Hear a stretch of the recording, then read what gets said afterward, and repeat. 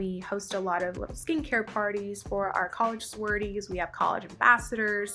They host events and they create content. So I think working with college is a big part of our strategy. Hi, my name is Courtney, and welcome to How They Scaled It, where scaling is done with both sides of the brain. Today, I'm excited to welcome Elina Wang, co-founder and CEO of ESW Beauty. Elina's journey is a story of turning wellness and personal passion into a brand that's now on the shelves of major retailers like Whole Foods, Walgreens, and Target. She launched ESW Beauty in 2019, inspired by her own wellness journey and a love for skincare and healthy beverages. From landing her first big retail account to navigating unique challenges as a founder, Elina's experience is one every aspiring entrepreneur can learn from.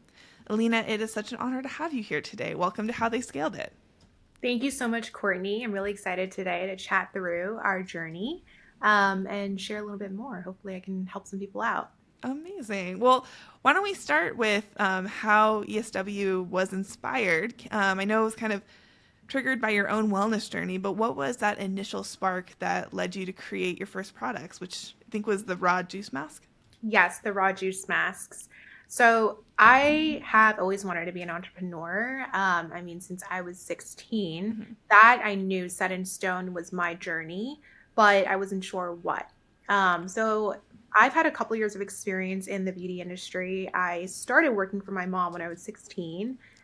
For a K-beauty distribution company. So that's what she did. And from that experience, I was able to try countless of skincare products. I fell in love with sheet masks in particular. I think they were so fun. They were so easy to use, very targeted towards skin concerns. And, one thing I discovered was there wasn't something that I felt like resonated with me emotionally. And I felt like there could be something that would be really unique for the US market. Along the same time, I was working through my own wellness journey. I struggled with stomach ulcers for many years, and I decided I need a reset in my diet. From that reset, I discovered better for you beverages. Raw juices is one of them. And so I thought, wouldn't it be really cool to combine the two together? Skincare, after all, is all made from water, so it made sense to have a skincare inspired by beverage. And I thought, I loved sheet masks. And raw juices were so much fun. They had a medley of ingredients that were great for a skincare product. So that's how I decided to create the first line. And that's how the concept was born. Amazing. Yeah, no, I love that. I think that it aligns with like a very specific type of audience because sheet masks are so accessible to people. Like it's like the easiest type of skincare.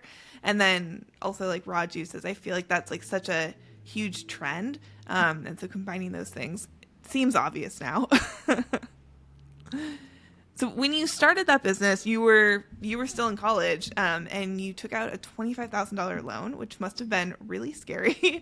But can you take us back to those days and like what that leap felt like? Yeah. So I knew I had to do it. I love the idea. I was in my junior year and actually conveniently was taking a year off to help my mom with her business. And, I just had a spark one day.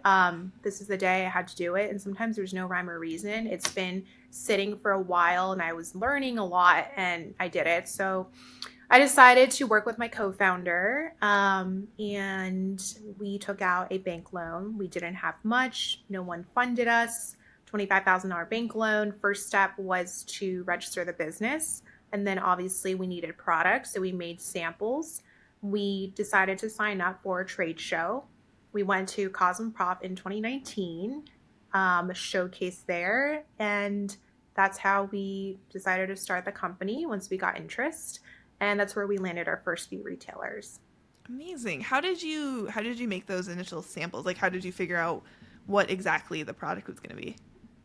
Yeah, so my co-founder has a background in biochemistry. So with his background and also mine in branding and K-beauty, we knew what formulas we wanted. We knew what actives we wanted in there, what ingredients we wanted, and we worked with our manufacturer. We did make a trip to Korea and we negotiated making samples and started working through them. We had multiple rounds of samples before they were finally approved and we made it. Yeah. So that feels like a lot of a lot of work. You didn't just make Yeah. samples, like you had to like go through like a pretty long process to get there Yes. to get Yeah. ready for that trade show. So Yep. I think that you shouldn't downplay that too much too much. I know, I know. It was a lot, trust me, a lot of hard work, a lot of time, and making it easier than it sounds, condensed into a couple of bullets. But yeah, and we actually didn't use an existing formula, so a lot of brands do that. Everything was a custom formula. It's our own formula. Yeah, yeah. Is that and which because your co-founder had biochemistry experience, I feel like that was probably really important to you guys because if you have those skills, why not use them? Exactly. Yeah. So at that first conference or trade show that you went to, is that where you landed Kohl's, which was your first major retailer? Yes. Was That that, yeah. Tell me about that, like, because this was like your first time pitching the product. Did it just come pretty easily to get Kohl's to sign on, or was there like a longer selling process? No, it wasn't easy at all. Yeah. So what happens at a trade show is you have a booth. The booth is designed and branded, and you have all sorts of people that walk the hall of the Mhm. trade show. And there's everyone from buyers to investors, Right. people in trade, service providers, media. So you don't know who you're talking to. Hmm. So I was just this college girl with this big dream, and I would aggressively pitch to anyone. Everyone who was walking semi close to me, I would just, pitch to them. And then I remember the Kohl's buyers, they were walking and actually a little further, actually go out into the hall and be like, "Hey, I'm Elina from ESW Beauty, clean skincare brand. Do you want to try our products?" And then they were reluctant because they don't want to get pulled in, but then they saw the packaging and they were like, "Yes, I would love to." Came in. I didn't know who they were until we started talking. Hmm. They said they were interested and they wanted to make it happen. They had some shelf space available. Let's make it happen. And the confirmation came, well, the POs come afterwards. So there's a lot of follow ups. You email them the brand deck, you email them your pricing, and then they will then set up a call from there, negotiate terms, and they place the PO. And we launched in January of 2020. Amazing. That's really incredible from your first trade show to land such a large retailer. Do you think that it was your brand because it sounds like the packaging was really what grabbed their attention. So tell me more about like how that process worked of you developing that packaging. Yes. So I am a packaging girl. I think branding is one of my strengths. And basically, I knew I wanted to do the raw juice masks. Mhm. And then at the time for my mom's company, she actually had a designer on staff. So we worked with her. And basically, I am not a graphic designer, but I essentially sat with her and we went hand in hand. We figured out the colors together. And I told her, I don't like that pink, use this pink, try this one darker, lighter, this shape, not that shape. So we went through rounds and rounds and rounds of edits. I don't know, maybe like 100 different rounds of Yeah. little detailed edits until it got to where I wanted to be. Obviously, it needed to be a bottle shaped packaging. I knew I wanted it to be very minimalistic, very clean, because the branding is all about clean formulas. It's vegan, cruelty free. It has to be very simple and easy to digest. And color was very important to me too. So around that time, not only were we figuring out the product line, but we had to figure out the whole brand, the logo, the brand mark, the brand colors. But I'm always very much involved in that process. And then step by step, hundreds of edits later, we had our first line. Yeah. And have you made more tweaks to it since you launched or did you Yes, kind of like get it right and you're like this is it?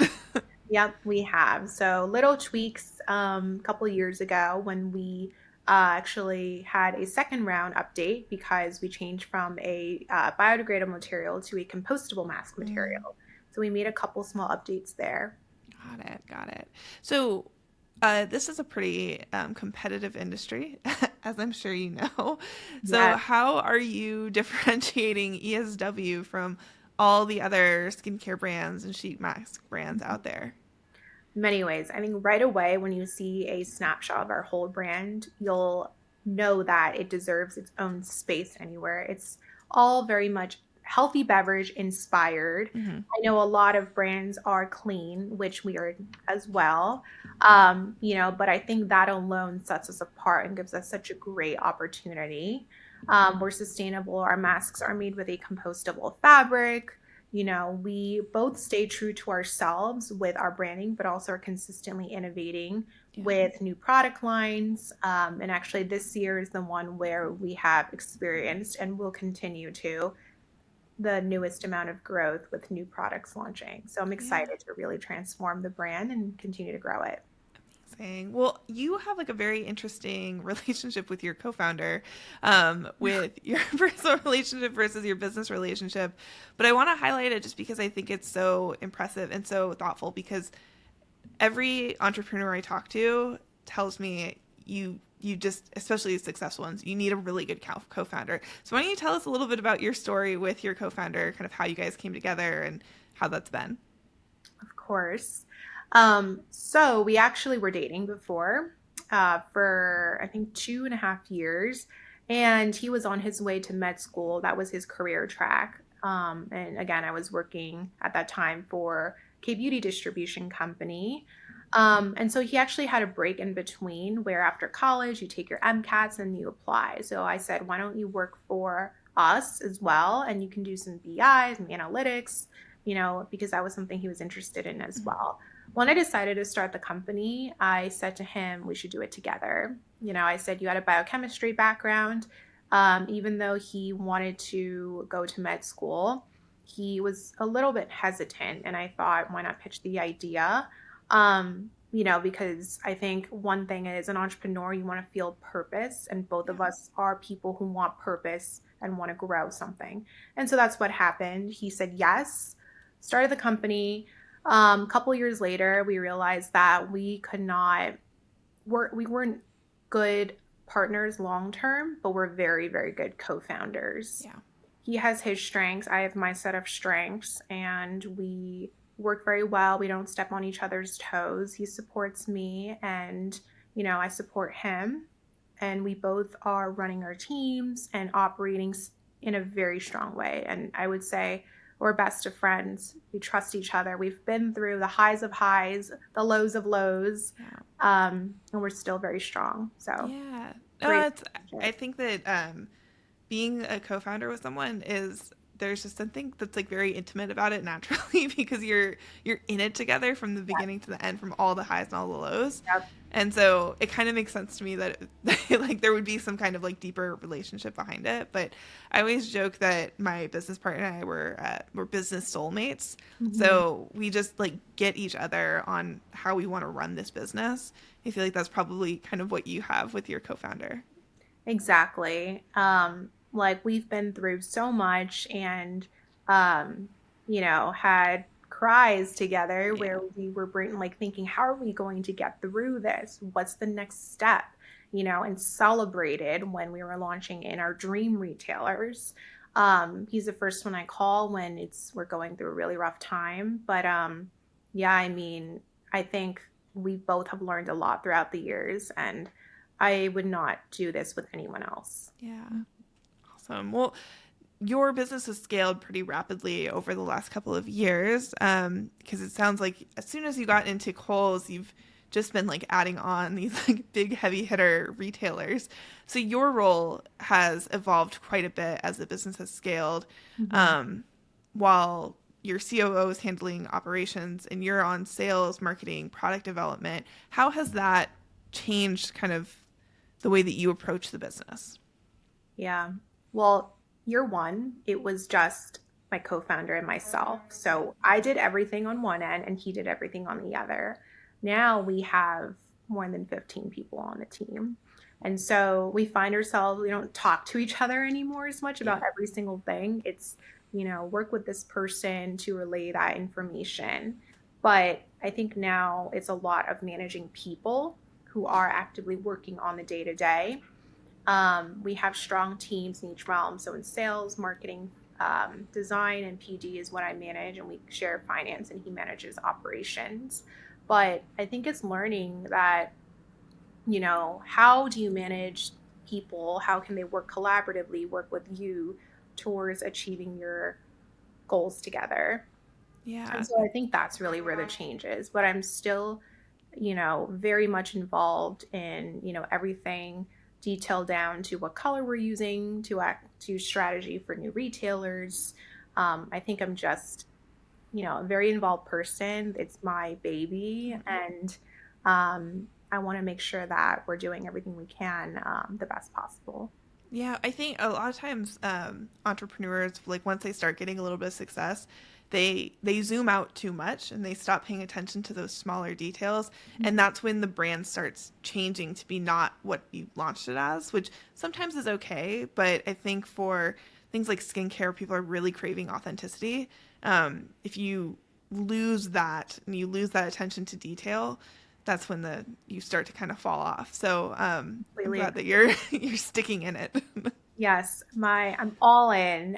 But I completely agree. I think the only person truly who cares the most, Mhm. obsessively is the founder, Yeah. and I think we were able to achieve the success today and the love from our community because of the products, the formula. And I think now still I have a bigger team. I'm growing a bigger team, but I'm in the weeds of it a lot. Yeah. Sometimes you have to learn how to let go and find that balance. Yeah. It's hard though. It's very hard. Yeah. So as you've expanded to more retailers, so Whole Foods, Target, Walgreens, what has been your strategy to get into those retailers? Is it kind of a snowball effect, or is it a targeted strategy for each one of them? It's different things. So there's the push and pull. Mhm. For many of them, we, went to trade shows, they met us, and sometimes they pick us up right away. And for some of them, it took years before they finally said yes. So, for example, Target took 3 years to finally launch in stores. For Walgreens, we actually met the buyers at a previous trade show, and last January, out of the blue, we got an email from their team saying they have an opening. Oh, And I didn't even think about them for like a couple years. I didn't even think we would get that opportunity, is what I mean. And it just really landed in our inbox. And of course, we took it, going. And I think for now, it's a lot of getting in front of the retailers over and over again. You have to yeah. go out and meet them. I think you have, I'm a very kind of old school person when it comes to that, Mhm. and consistently following up, consistently pitching, and they'll come around. So I don't Yeah. say no. I think it's always a not yet. Yes. I love that.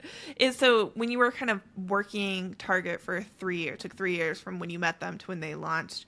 During that time, how often were you following up with them? Was it like on a monthly basis, on a quarterly basis, or more than that?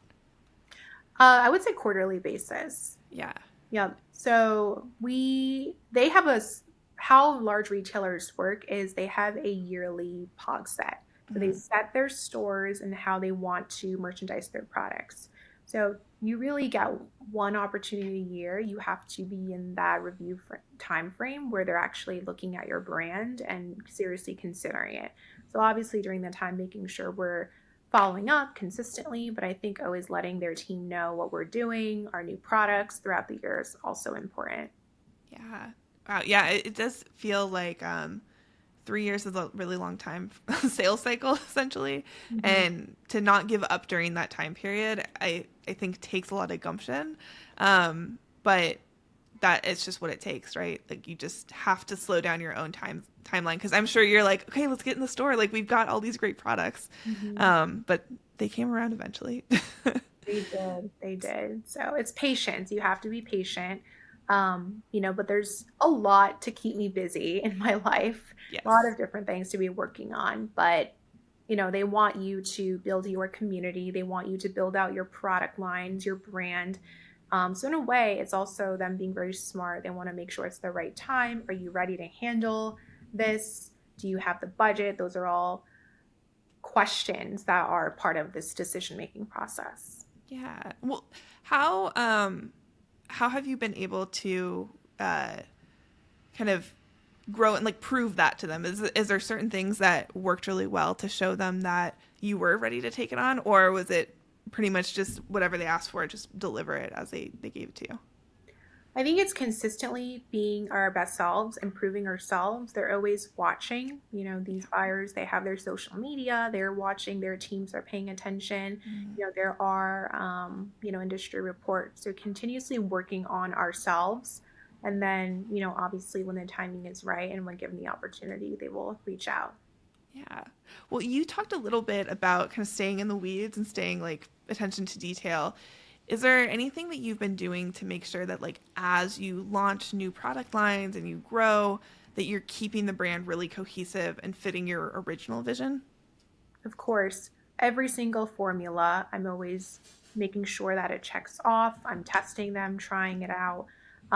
So I think paying attention to that first and foremost. And then, of course, when it comes to packaging and design and branding, nothing goes out unless I sign off on it. So, and I usually, if it's great, fantastic, it's at least 5 rounds, but still, it can take, there's so many details in one product, from color to material to shape to typography to the little designs and the tropes, and they could take hundreds of rounds. Yeah. And then it's like once you have the product, okay, then with marketing, all the different social posts have to match the ads, has to match Exactly. the email and your website. And I mean, it's it's a massive undertaking to launch one single product It and is. make it look good. Like, it's really easy to launch a product, but to do it correctly takes so much effort and so much thought. So I'm sure it's exhausting. Absolutely. There's a lot when it comes to marketing, and especially at ESW. So not just the product, once that comes out, then you need to create the branding and the campaign vision for that. So everything from the photo shoots. We have product shoots, lifestyle shoots, model shoots. Everything has to be in point or on point. And then from there, like you mentioned, the ad strategy. Also, our event. What is our event going to be? What's the theme? That whole campaign as well.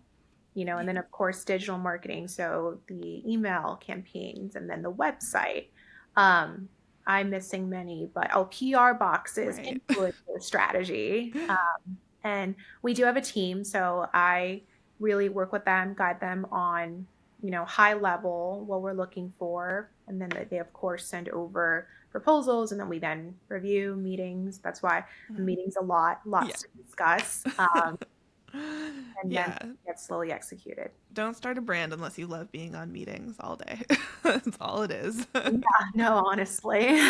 Like my voice is so cracked by the I end of the day. know. I have really like minimal left energy for my Yeah. friend when he comes home. But yeah, we're working on it.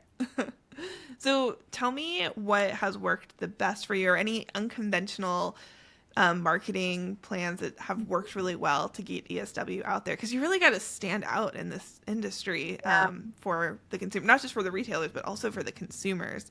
So how do you guys find success there? Well, for one last month, I wore a costume in the Santa Monica Pier and was handing out our new mocktail masks. So So that's fun. quite unconventional. Yeah. But yeah, so basically we made this life-size costume, and it was in the shape and design of our mocktail mask. Mhm. And we had a whole week-long event, the first time we did an actual event to launch a new product, not local to us, Mhm. in LA. And it was for pre-Coachella week, so it was in April.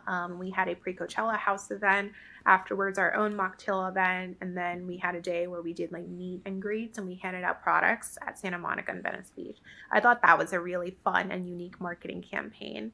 But I mean, a couple other things. One, we are we love our college community, so I think it's common but mostly unconventional. We host a lot of little skincare parties for our college sororities. We have college ambassadors, they host events and they create content. So I think working with college is a big part of our strategy. And then something I personally dabbled into more in the past year. Before, I refused to be on social media. I just thought it was not my personality. I was Yeah. always a very, very shy girl growing up. Mhm.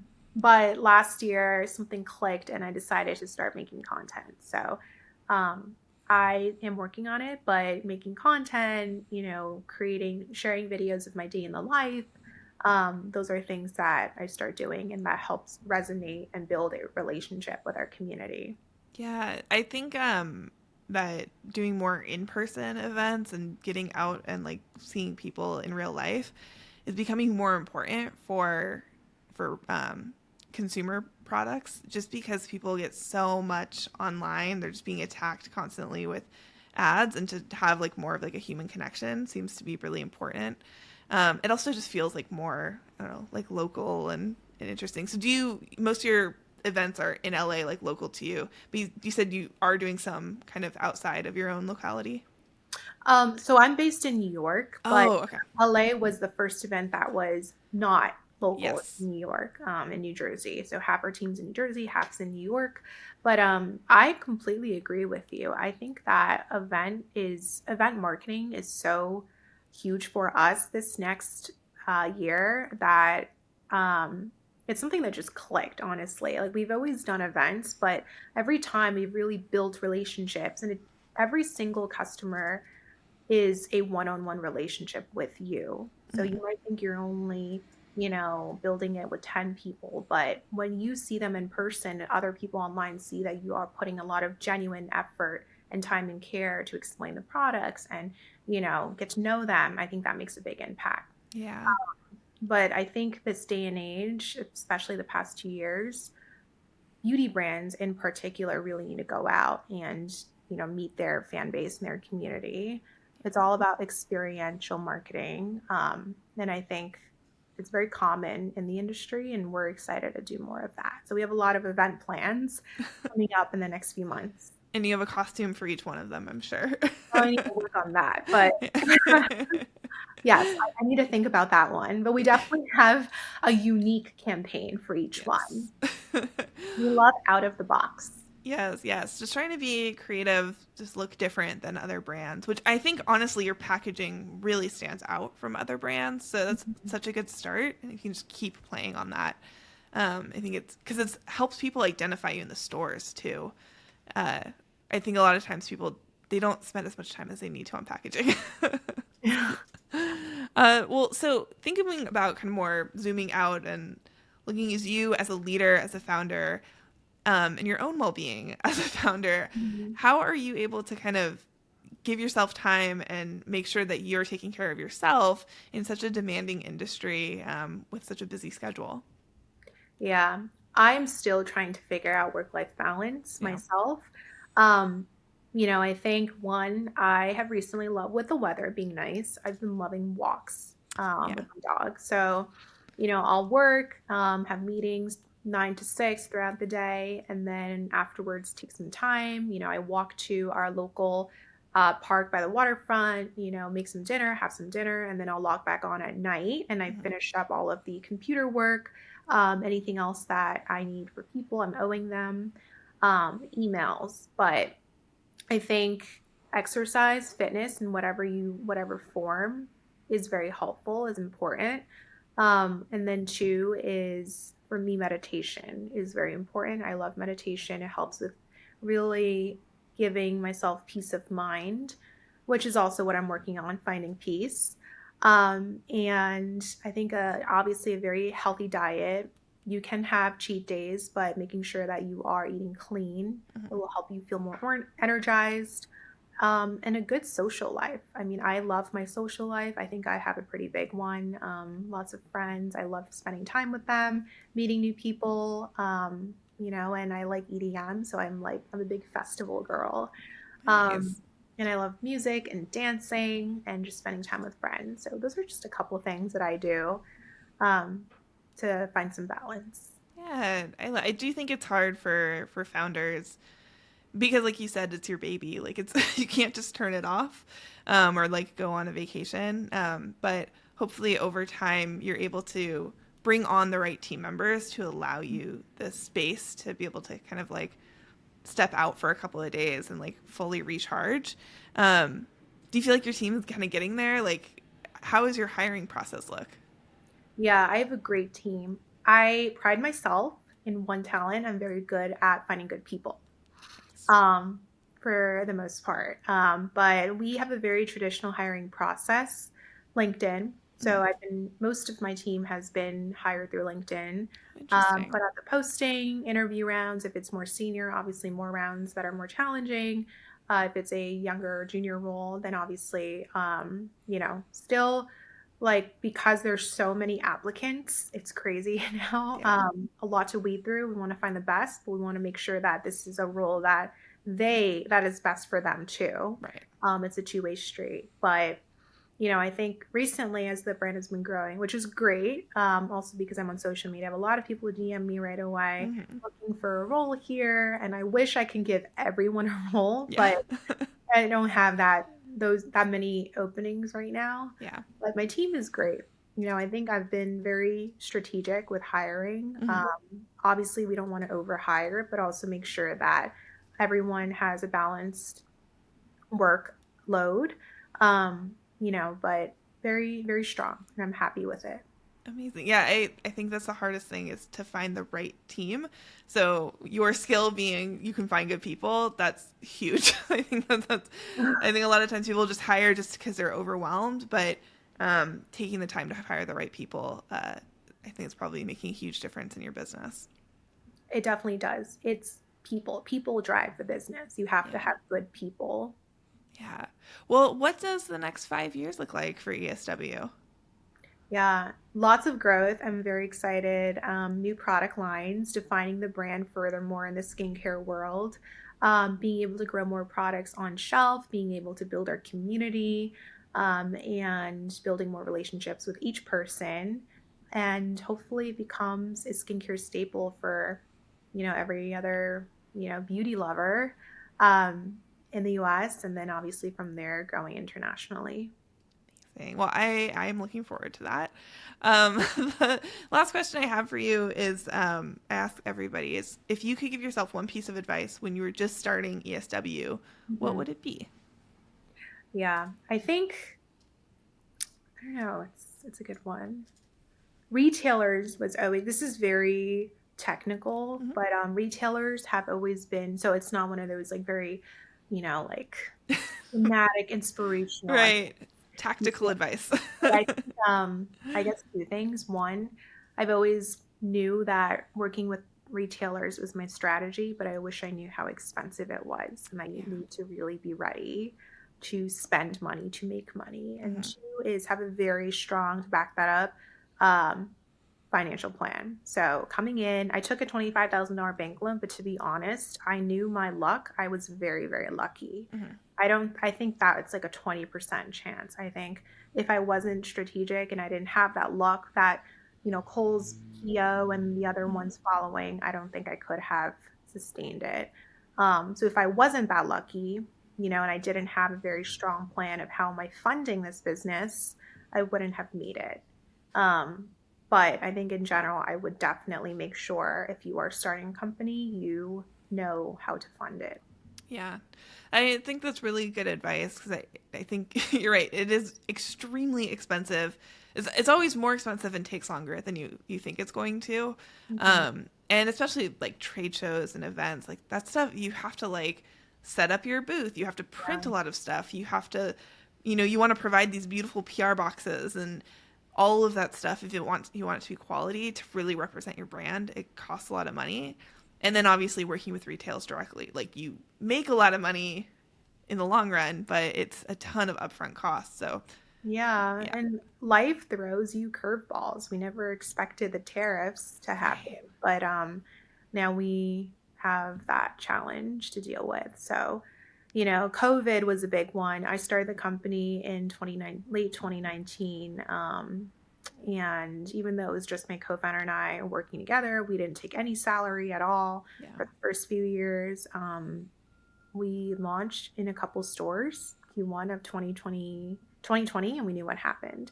So I think another piece of advice is just to be agile and to think quickly. Yeah. So with the tariffs, how much will that affect you? Do you feel like, you don't have to say if you don't want to, but do you think that it's going to have to increase your prices, or how will that impact your business? I really don't want to increase my prices. As of right now, I don't intend on doing so.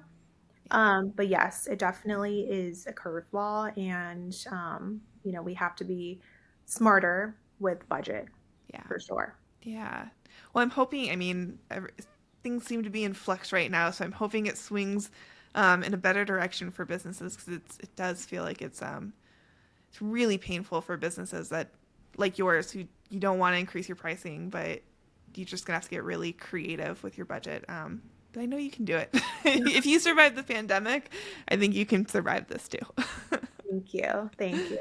I think so too. We'll be fine. Yeah. Just a little bump. Yes. Well, where can people find you online? ESWbeauty.com, and on social media, Instagram and TikTok at esw.beauty. And if you want to find me personally, I'm on Instagram and TikTok at Elina Sophia Wang. Amazing. Thank you so much for your time, Alina. And we'll go ahead and link all those things when we post. So Right. everyone go follow ESW Beauty. And if you see them in store, give them a try because it's a really cool product. And thank you to everyone at home or on the go for listening. If you enjoyed today's episode, please make sure to subscribe, share with a friend, or leave us a review. And if there's anything you'd like to hear on an upcoming episode, just let us know. For more insights, follow us on LinkedIn or visit rightleftagency.com. And we'll be back next week with more stories of success, innovation, and marketing strategies to help you grow. See you on the next one.